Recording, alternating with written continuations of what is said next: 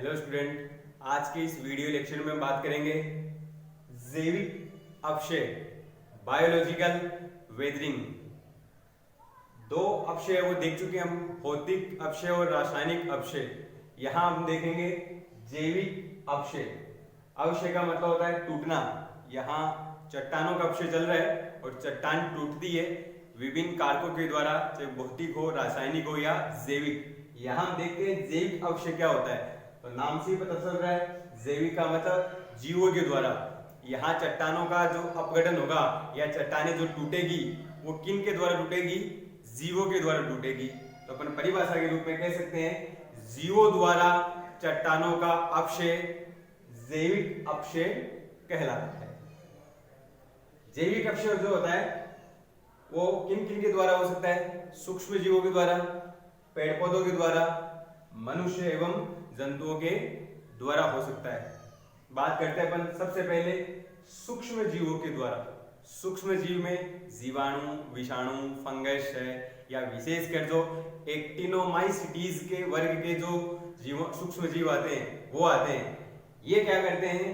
ये सूक्ष्म जीव जो होते हैं वो चट्टानों में जो खनिज पाए जाते हैं उन खनिजों से पोषक तत्व प्राप्त करते हैं।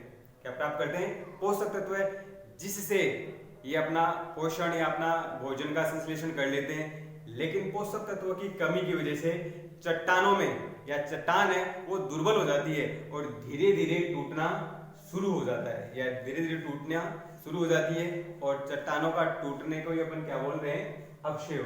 लेकिन ये जीवों के द्वारा हो रहा है, इसलिए इसको अपन क्या कहेंगे? जैविक अपक्षय। दूसरा अपन देखें पेड़ पौधों के द्वारा। पेड़ पौधे हैं उनके द्वारा भी चट्टानों का अपक्षय होता है। कैसे?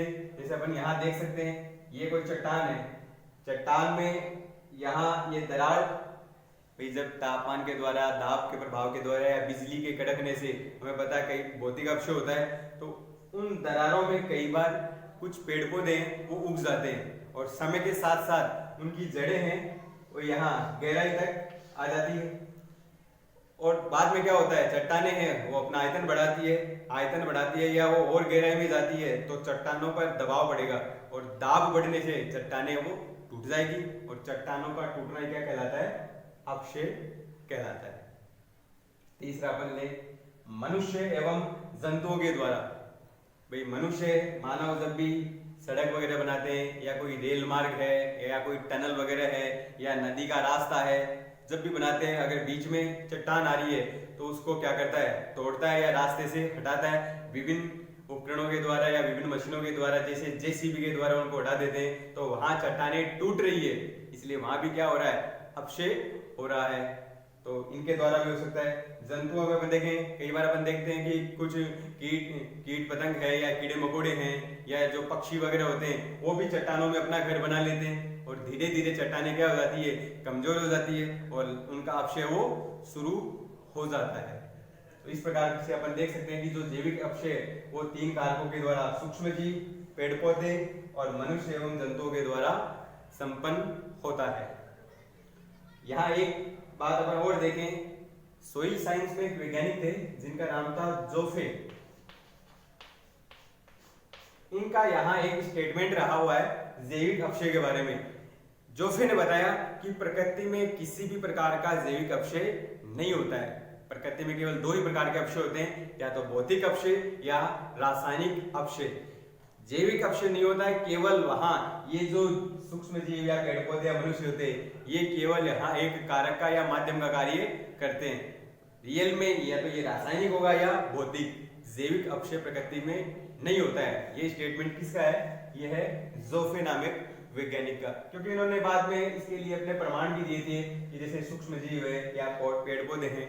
इन्होंने यह बताया था कि जैसे सूक्ष्म जीव है, सूक्ष्म जीव कार्बनिक चट्टानों में कार्बनिक पदार्थों का अपघटन करेंगे और अपघटन से क्या बनेगी? CO2 plus H2O।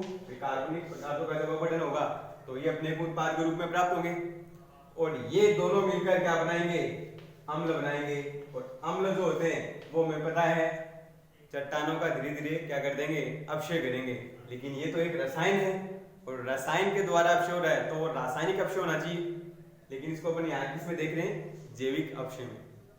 ऐसे उन्होंने ये बताया कि जैसे पेड़ पौधे हैं, पेड़ पौधों की जड़ है, जड़ भी जब इनका आयतन बढ़ता है या जब जड़ गहराई में जाती है तो यहाँ पे भी क्या होता है कि जड़ों में कार्बनिक अम्ल बनते हैं जो कि चट्टानों के लिए अवशेष का कार्य करते हैं। ऐसे ही यहाँ जैसे मनुष्य है वो चट्टानों को तोड़ते हैं, लेकिन चट्टानों को तोड़ेंगे तो टुकड़े हो जाएंगे, लेकिन वहां उनके रासायनिक संगठन में कोई परिवर्तन नहीं होगा, तो वो किस में जाएगा, वो भौतिक अवशय में जाएगा। किसमें जाएगा, भौतिक में। तो यहाँ जैविक का कोई महत्व नहीं है, इसलिए जोफ्रे ने बताया कि प्रकृति में है वो जैविक अवशय नहीं होता है, केवल दो ही प्रकार के अवशय होते हैं, या तो रासायनिक अवशय या भौतिक अवशय। लेकिन अपने सिलेबस में दे रखा है, कई बार परिभाषा वगैरह पूछ लेते हैं, तो अपने को तो इसी हिसाब से बताना है जैविक अवशय की परिभाषा और ये किन के माध्यम से होता है। दो बातें और याद रखनी हमें। एक तो ये ध्यान रखना कि जो शुष्क प्रदेश होते हैं या जहां जल की कमी होती है वहां भौतिक अवशय वो ज्यादा होता है, जबकि नम प्रदेशों में या जहां आर्द्रता पाई जाती है वहां रासायनिक अवशय ज्यादा होगा, क्योंकि हमें पता है रासायनिक अवशय के लिए जल की उपस्थिति आवश्यक है। ऐसे अपन एक पॉइंट और ये देख सकते हैं कि जो कठोर चट्टान होती है, कठोर चट्टानों का जो अवशय होता है वो मंद गति से होता है। तो इस प्रकार से चट्टानों का अवशय वो अपन ने पूरा कवर कर लिया है। नेक्स्ट वीडियो में अपन सोइल साइंस का लास्ट टॉपिक देखेंगे, सोइल फॉर्मेशन। अभी के लिए थैंक यू।